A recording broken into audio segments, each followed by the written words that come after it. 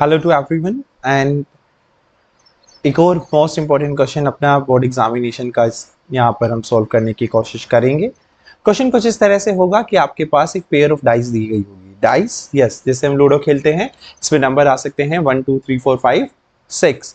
अब ये 1 2 3 4 5 6 दो तरह से आ सकते हैं, क्योंकि यहाँ पे पेयर ऑफ डाइस दी गई है तो दूसरी डाइस पर भी सिमिलरली 1 2 3 4 5 6 आ सकता है। चांसेस कितने बनेंगे और फिर उसके बाद हमें निकालना है कि आपके पास क्वेश्चन में दिया गया है that the sum of the numbers appearing the top face is most 10, मतलब वो 10 से ज्यादा ना हो आपका, ये चीज हमें यहाँ पे निकालनी पड़ेगी। इसको करने के लिए सबसे पहले हमें एक टेबल का यहाँ पे ध्यान रखना होगा। वो टेबल होगी आपकी कुछ इस तरह से। ये टेबल हमें बताती है कि अगर हमारा मतलब 1 और 1 आने के चांस, 1 फिर 2 आने के चांस, 1 3 1 4 1 5 1 6, सिमिलरली यहां पर यहां से लेकर यहां तक के ये जितने भी नंबर्स हमारे लिखे हुए हैं ये हमारे टोटल चांसेस होते हैं। सो अगर हम इसको ध्यान से देखेंगे सो टोटल चांसेस हमारे निकल के आएंगे। अगर आप कैलकुलेट करें 6 in the row 6 in the column, so total हमारी वैल्यूज आएंगी आपकी 36।